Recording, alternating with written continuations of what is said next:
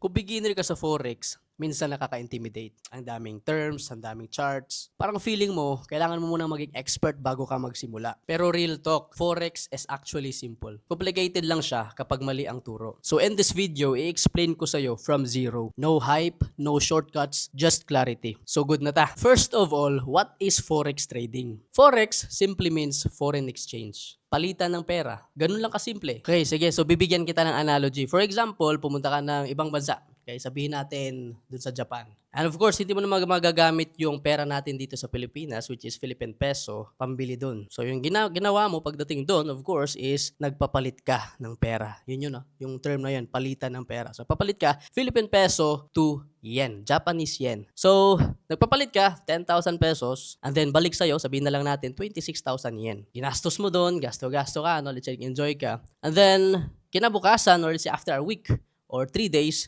nakulang yung pera mo. So, ang gagawin mo ngayon, magpapalit ka ulit ng pera. 10,000 pesos ulit, gagawin mo ulit na yen. At this time, instead na 26,000 yung nakuha mo, nagulat ka kasi naging 27,000 yen na yung balik sa'yo. Ano ba nangyari doon? So this is how Forex trading works. So actually, yung mga currency pairs kasi na tinatawag, currency ng bawat iba't ibang bansa, no, nagtumataas at bumababa yung value nila. At ito yung ima-maximize natin as a trader to earn dito sa Forex trading. Kaya may naririnig tayo na buy low, sell high. Ganito gumagana ang Forex. Currencies are traded in pairs. Example, Euro, USD. GBP, USD. XAU, USD or gold. Bakit pair? Kasi lagi mong kino-compare alin mas malakas, alin mas mahina. Example, Euro USD. Kapag tumaas ang presyo, ibig sabihin lumakas ang Euro versus dollar. Kapag bumaba, lumakas ang dollar versus Euro. So simple lang ang decision mo. If tingin mo aakyat, buy. If tingin mo na bababa, sell. Pero as traders, dito napapasok yung knowledge natin about how Forex trading works. For example, yung fundamentals,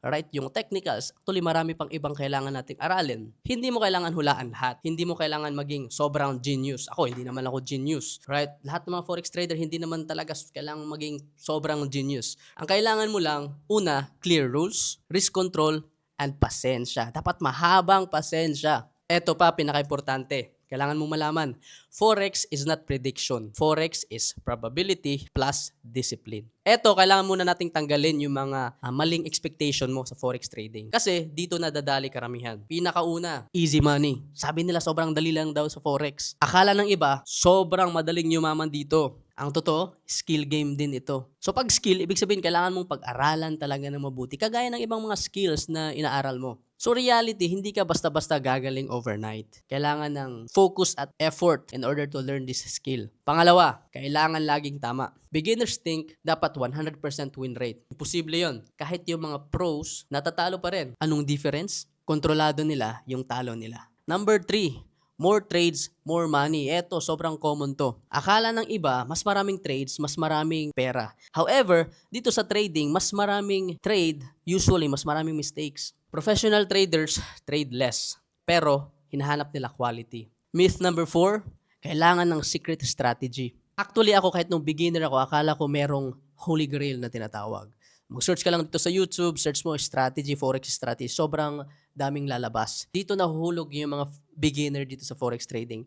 They jump into strategy and strategy without knowing na hindi pala yun yung sekreto. Sobrang dami naghahanap ng holy grail kasi bakit ang ginagawa nila, if this strategy hindi nag-work sa kanila, natalo sila for example ng 2 beses, 3 beses, magja-jump na sila ng ibang strategy. So yun nangyayari, walang ending na loop of finding new strategy every single time. Ang tunay na edge, based na nakita ko sa mga pro na mga traders and professional traders, the real edge is risk management and discipline. Boring ito, pero sobrang effective. So ano ba yung mga kailangan mo to start dito sa Forex trading?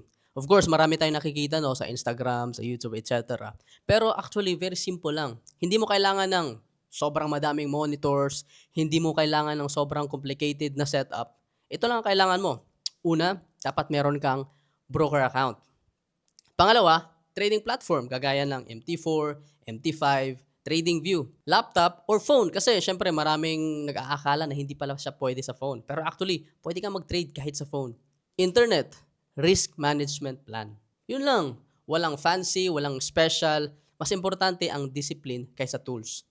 Kasi kahit pinakamagandang software, kung emotional ka, talo ka pa rin dito sa Forex trading. So if you're still here sa part na to, I assume na beginner ka din. Don't worry.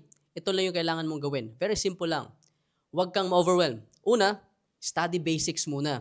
Marami namang free dito sa YouTube. Actually ako, nag-start din ako sa YouTube. Pangalawa, demo account. Practice ka muna without risking real money. Pangatlo, aralin mo yung risk management.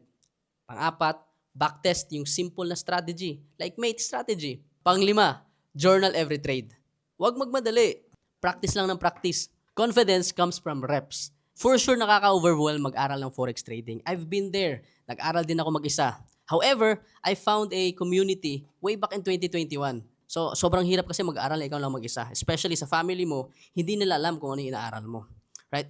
In a community where forex traders ay andoon, mag-guide sa'yo, magtuturo sa'yo ng mga tamang habits ng isang forex trading, for sure, mas mapapadali yung forex journey mo. So yun, if gusto mong i-consider or i-explore, meron tayong link dyan sa baba. See you sa next video.